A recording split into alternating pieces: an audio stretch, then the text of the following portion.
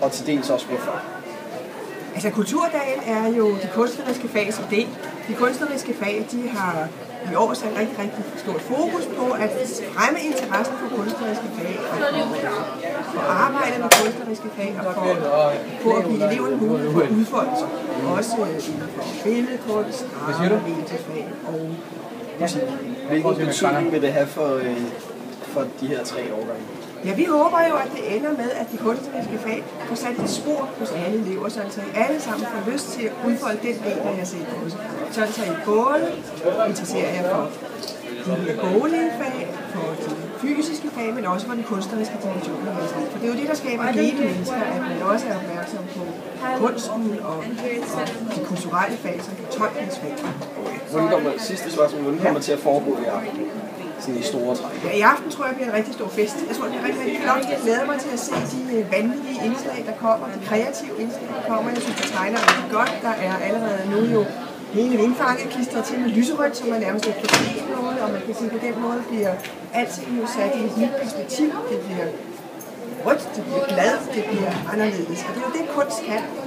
Give en anderledes vinkel på hverdagen, sådan så man får set nye ting, som man ellers ikke ser, eller nye dimensioner i den. Ja. Okay, man. Hvordan har du forberedt, eller hvordan har din gruppe og alle andre forberedt dig til dagen i dag? Vi er ikke rigtig forberedt os til i dag, altså, men i hvert fald det vi har gjort i dag, det er bare på grund af interview billedkunstgruppen, hvor vi ser, at de har lavet så forskellige former for kunst. Altså der er for eksempel den der post-it ude på indgangen, hvor de så giver dem sådan en masse mekanik, så laver jord, ild, vand og luft. Du skal til lidt højere. Okay. Hvordan kommer dagen i aften til at foregå fra din side? Det er så, vi er samtidig foregår fra vores side af. Det er os, der er kommet med film af dokumentationen af dagen. Altså vi har dokumenteret alt, hvad der er sket i dag. Det er det, som vi ser i aften. Så folk kan få et indblik, hvad der rent faktisk er sket i dag, så de kan se arbejdsprocessen til de samlede værker, der ser i aften. Okay. I'm through with standing in line, the clubs I'll never get in. It's like the bottom of the ninth and I'm never gonna win this. Life hasn't turned out quite the way I want it to be. Tell me what you want. I want a brand new house on an episode of Cribs, and a bathroom I can play baseball in, and a king-size tub big enough for 10 plus me. So what you need?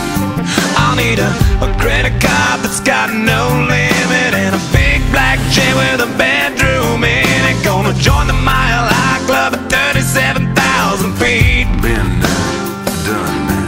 I want a new tour bus full of old guitars, mine star on Hollywood Boulevard. Somewhere between Cher and James Dean is fine for me. So how you gonna do it? I'm gonna trade this life for fortune and fame. I'd even cut my hair and change my name, 'cause we all just wanna be big rock stars and live in hilltop bosses driving 15 cars. The girls come easy and the drugs come cheap. Well, I'll stay skinny 'cause we just won't eat, and we'll hang out